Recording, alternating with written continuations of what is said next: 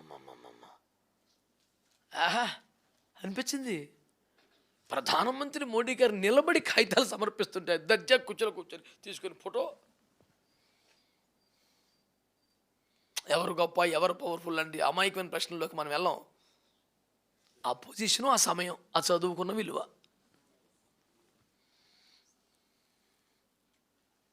అంటే తింగరంలో చదివారేంటి? మనకు ఇంజనీరింగ్లో నాకు సీట్ కావాలని వచ్చాడు. ఇప్పుడు ప్రార్థన చెప్పి ర్యాంక్ ఎంత వచ్చిందో అంటే లెక్క పెట్టలేను, లక్షలు చెప్పాడు. ఇన్ని లక్షలు వచ్చేసి మీరు నీకు ఎక్కడ వచ్చేదా సీట్ అంటే, మరి అందుకే కదా ప్రార్థన చేయమన్నాడు. అమ్మ నువ్వు పాస్ అవ్వలేదు, నన్ను కూడా ఫెయిల్ చేసేలా ఉన్నావు నువ్వు. ఇప్పుడు నాకు ఎంత పెద్ద పరీక్ష పెట్టరా, అందుకని కదా నేను ప్రార్థన చేయమని అన్నాడు. అయ్యి బావరే, నువ్వు ఫెయిల్ అయిపోయావు, నన్ను ఫెయిల్ చేస్తా కంకరం కట్టుకుని అవుతారు మరి కూడా. ప్రార్థన చేస్తానులే కానీ ముందడు కౌన్సిలింగ్ ఇచ్చా.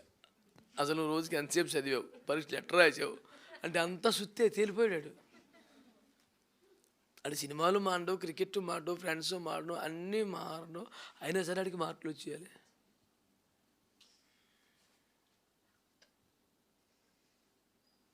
ఎంత సమృద్ధి కలిగిన ర్యాంక్ వచ్చింది అడిగి, ఎంత ర్యాంక్ వచ్చేసింది అడిగి. నేను అన్నాను, నీకు ర్యాంక్ ఎంత వచ్చిందో 10 సార్లు రాయరాను అన్నాను. అబ్బాయి చాలా పెద్ద అంకెంకులు అన్నాడు. వాడికంటే కోరుకున్న కాలేజీలో సీట్ కావాలంట. నేను అన్నాను, ఇంకడికి ఎలా చెప్పాలి నాకు పెద్దగా తెలియదు కదా. నేను అన్నాను, బైబిల్లో ఒక వాక్యం నాకు గుర్తొస్తున్నాను అన్నాను. చెప్పడం అనుకున్నాడు, అందరినీ వాటి ఎందు ఆశ పెట్టుకోరు. అయ్యి బాబు ఇలా కూడా ఉందా బైబిల్ అంటాడు. అందరినీ వాటి ఎందు ఆశ పెట్టారు, వాక్యం తీసి చూపించాడు పాపం. అయితే అంకుల్ మరి ఏం చేయమంటాడు, బుద్ధిగా ఏదైనా కాలేజీలో మామూలు కోర్సులో జాయిన్ అయిపో, నీకు సెట్ అవ్వదు, ఇంత బరువుతో నువ్వు ఇంజనీరింగ్ కాలేజీకి ఎలాగెళ్తారో వద్దు చెప్పాను. ఇప్పుడు ఈ శ్రమలు పడుతున్నవాడు, కష్టపడుతున్నవాడు, పరీక్షింపబడుతున్నవాడు, అగ్ని వంటి శ్రమలు గుండా ప్రయాణం చేస్తున్నవాడు ఆడు తెంగరుడు కింద ఆడుతున్నాడు ప్రపంచానికి. ఆడు మహిమకి సిద్ధపడుతున్నాడు.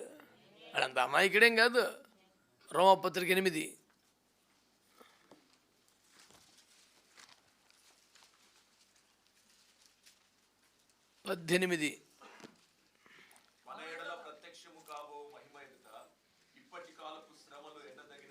స్తోత్రం చెప్పండి.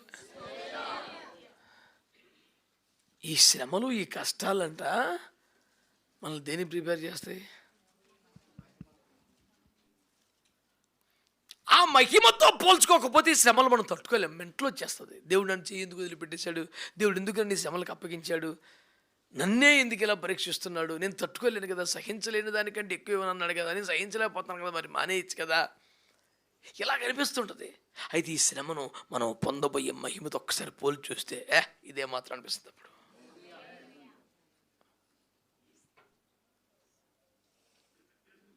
సివిల్స్ కోచింగ్ తెచ్చుకునేటప్పుడు రోజు ఇన్ని సబ్జెక్టులు కవర్ చేయాలన్నప్పుడు, ఇన్ని డిఫరెంట్ పేపర్స్ మీద దృష్టి పెట్టాలన్నప్పుడు, చి బాబాయ్ ఇదొక జీవితమా?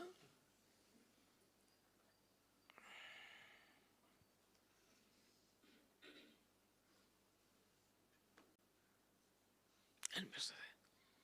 కానీ ఈ పరీక్ష కానీ పాస్ అయితే, నువ్వు ఐఏఎస్ కానీ ఎంపిక చేయబడితే ఒక జిల్లా నీ చేతిలో ఉంటుంది, అందులో ఉన్న సమస్త యంత్రాంగం నీ చేతిలో ఉంటుంది, ఎమ్మెల్యేలు ఎంపీలు సహా నీ మాటకు గౌరవం ఇవ్వాలి. ఆ జిల్లాకు నువ్వు మ్యాజిస్ట్రీరియల్ పవర్స్తో ఉంటావు.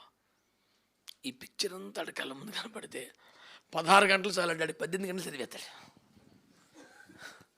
పొందబోయే మహిమను గురించి నమ్మకం. అందుకనే సంఘాల్లో స్వస్థతలు, వాగ్దానాలు, ఆశీర్వాదాలు ఈ కాకుండా బాబు మహిమను గురించి చెప్తే ప్రిపేర్ అవుతారు. ఆ చెప్పిందే లేకపోతే ఎక్కడ చేస్తారు? 12 లక్షలు ఖర్చు పెట్టి సభలు ఏర్పాటు చేస్తేనండి,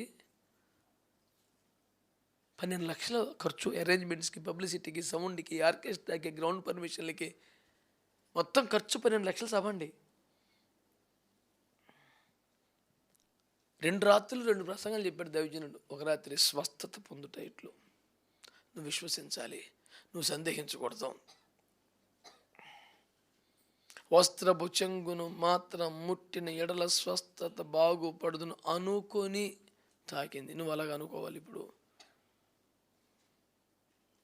ఆ వాక్యం వర్కౌట్ అయింది. ఆ రాత్రి చాలామంది స్వస్థపడ్డారు. అయితే ఏంటి ఇప్పుడు ఒకడు బాప్తిసం పొందలేదురా నాయన, కనీసం 50 మంది నాకు కడుపులో నొప్పి తగ్గిపోయిందని ఒకడు, కాలు నొప్పి తగ్గిపోయిందని ఒకడు, తలనొప్పి తగ్గిపోయిందని ఒకడు, దగ్గర 50 మంది ఉన్నారు. నాకు తలనొప్పి పోయింది, కడుపు నొప్పి పోయింది, నాలుగు గుండె నొప్పి వచ్చింది. 12 లక్షలు అయిపోయినాయి, ఒకడు బాప్తిసం పొందలేదు నాయన. 12 లక్షలు అయిపోయినాయి తండ్రి, ఒకడైనా ఉపదేశంలోకి రాలేదు తండ్రి. టార్గెట్ ఏంటి నాయనా? మహిమ. ఆ నిరీక్షణ అది ఇది కాదు అసలు. కొండ మీద ప్రసంగం యేసు ప్రభువు ఏమన్నారు? 2 కన్నులు కలిగి నరకంలోకి వెళ్ళటం కన్నా ఒక కన్నుతో అన్నారు నువ్వు పరలోకం మొత్తం పెట్టను కదా. 2 కాళ్ళతో నరకంలో పడిపోవటం కన్నా ఒక కాలుతో పోయింది కాలు పరలోకం అవుతే. అంటే కొంత నష్టం జరిగినా పర్వాలేదని బోధకి ప్రభు చెప్పింది. భౌతిక లోకంలో, శారీరక జీవితంలో, ఆర్థిక జీవితంలో కొంత నష్టమైనా పర్లేదు, నీకు నష్టం నిత్యంలో రాకుండా చూసుకో, మహిమలో రాకుండా చూసుకో. ఇక్కడ కొంత లాస్ అయినా నువ్వు అక్కడ ఉంటాం మెయిన్. అసలు బోధే అది కదా, ఫండమెంటల్ టీచింగ్, ఇనీషియల్ టీచింగ్ అదే కదా. మత్తయి 5 వచ్చాను అదే తొలి ప్రసంగం. కొత్తగా ఎలిమెంటరీ టీచింగ్ అది. కింద పోయిందిరా అక్కడ కొట్టుకొస్తే చాలు మనం అని చెప్పారు. అద్భుత సాక్ష్యములన్నీ అవసరమైతే 3వ కాలు కూడా వచ్చింది నాకు అని చెప్పింది. అద్భుత సాక్ష్యాలు. ఒక కాలు పోయింది, నాకు మహిమలు కాదు, ఈ 2 కాలు ఉండగా దేవుడు మరో కాలు దయచేశాడు. ఇది అద్భుతమైన సాక్ష్యం. నా మీద బట్టి ఎడతారు తప్ప పాయింట్ పట్టుకోడు ఒకడును.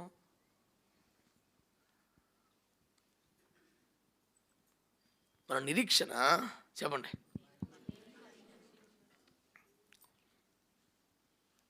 శ్రమలలో నలుగుతున్న వారికి మహిమ రాబోతుంది.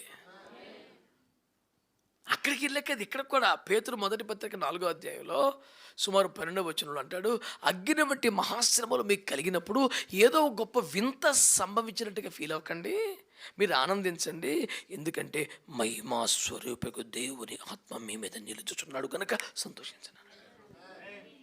అగ్ని వంటి శ్రమలు వచ్చినప్పుడు మీరు అందులో ఓపికగా ఉంటేనంట దేవుని మహిమ మీ మీదకి వస్తాంట. అసలు కాన్సెప్టే అదండి. నువ్వు దేవుని వాక్యంతో కడగబడితే, స్నానం జరిగితే మహిమల సంగం అవుతావు. శ్రమల్లో సంతోషిస్తూ ఉంటే మహిమగల ఆత్మ నీ మీదకి వస్తుంది. ఆ శ్రమలని తట్టుకుని ఓపికగా నిలబడగలిగితే గొప్ప మహిమ పొందబోతున్నావు. దీనికి సంబంధించిన నిరీక్షణే మంది. మనకున్న నిరీక్షణ ఎలాగైతే రేపైనా మనం పవర్లోకి వస్తాం, నెక్స్ట్ అయినా సరే మనం గెలుస్తాం, ఈసారి కమిటీలో నా పేరు ఉండిద్ది, ఈసారి చర్చి ఎలక్షన్స్లో నేను పోటీ చేస్తున్నాను. మీకు ఇప్పుడు కనపడరు కానీ రహస్యంగా నాకు ఫాలోవర్స్ చాలామంది చర్చిలో ఉన్నారు, నా ఓట్లు పడిపోతాయి. అసలు అడిగి నిజంగా పడాలా? 2 సంవత్సరాల పదవీ కాలం అంటే చర్చిలో ఇప్పటి నుంచి పావులు కదుపుతున్నాడు బాబు. ఏటా పావులు? ఎవడెవడైతే కొంచెం వీడికి సరిగ్గా వందనాలు చెప్పట్లేదు వాళ్ళు అల్లా కేకేసి ఇంటికి భోజనం పెట్టడం. మన పేపర్లు వేసారే ఆపరేషన్ ఆకర్షణ చర్చిలో పెట్టాడు వీడు. వీళ్ళు ఎందుకబ్బా అందరికి పిలిచి పద్దాక ప్రేమందిలు ఇచ్చేస్తున్నాడు. ప్రేమంది అనేసరికి వీళ్ళు ఖర్చు పెట్టేస్తాడు అంటే 2 సంవత్సరాల తర్వాత కమిటీకి ఇప్పుడు పెట్టాడట టార్గెట్. ఆయన పెద్ద ఆత్మీయుడు కాదు కదండి, ఆయన గెలవడం అన్నారట. ఒకడు ఎడిచావు 2 సంవత్సరాల నుంచి ప్రేమింది ఆయనే పెడతాడు, ఎందుకు గెలవడం అన్నాడు. అయిపోయింది కూటం. 2 ఏళ్ళ బట్టి పెట్టుబడి పెడతాడు సార్, ఎందుకు గెలవడం? ఇదా నీ నిరీక్షణ ఏంటి? ఎలక్షనా, కమిటీయా, లోకాన్ని చర్చిలో పెట్టేదా?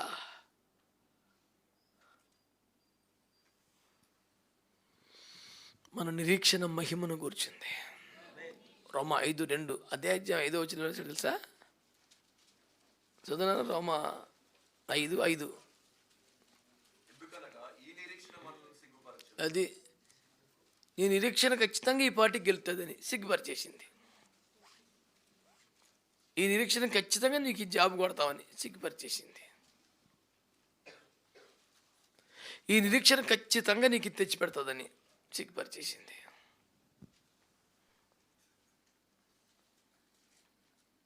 దేవుడు మృతులను కూడా సజీవులుగా చేయగలదని వాక్యంలో ఉంది. దాన్ని పట్టుకుని వాడు చచ్చిపోతే వాడు పాతి పెట్టద్దు, నేను ప్రార్థన చేస్తాను దేవుడు బతికిస్తాడని పెట్టాడు. బాడీని కూర్చోబెట్టి 3 రోజులు మురగబెట్టించాడు. ప్రార్థనని 3 రోజులు అయిపోతుంది. శవం ఊర్లందరూ తిరగబడితే పోలీసులు వచ్చి సావు చేత కొట్టి తీసుకెళ్ళి జైలు పారైతే ఈ బాడీని తీసుకెళ్ళి పాతి పెట్టి పెద్ద రచ్చ రచ్చ రచ్చ రచ్చ. దేవుడు ఒక అద్భుతం చేస్తాడని నిరీక్షణ అతన్ని సిగ్గుపరిచింది. ఎందుకని? దేవుని చిత్తాన్ని కాదు కనుక, అడ్డగోలుగా మూర్ఖంగా చేసింది కనుక, దేవుని చిత్తమును కనుక్కోకుండా పిచ్చి పిచ్చిగా ఏర్పాట్లు చేసింది కనుక. నేను అంటాను, ఈ నిరీక్షణ మాత్రం నేను సిగ్గుపరచదు. ఏది? ఇప్పటి కాలపు శ్రమల తర్వాత మహిమ రాబోతుంది. ఆమేన్. ఆయన ఆలోచన చొప్పున నేను రేపొద్దున మహిమలో ఉంటాను. నేను కడగబడితే వాక్యం ద్వారా మహిమ గల సంఘం అవుతాను. ఈ నిరీక్షణ సిగ్గుపరిచేది కాదు.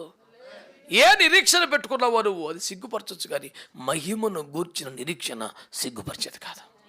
కనబరుడు పదార్థముల మీద కానీ, ఆర్థిక విషయముల మీద కానీ, భౌతిక విషయముల మీద కానీ నిరీక్షణ పెట్టుకోక మహిమను గూర్చిన నిరీక్షణ కలిగి ఉందాం. అలాగైతే ప్రభు మనల్ని ఆశీర్వదిస్తారు. దేవుడి వాక్యం ద్వారా మనల్ని దీవించును గాక. మన నిరీక్షణ మహిమను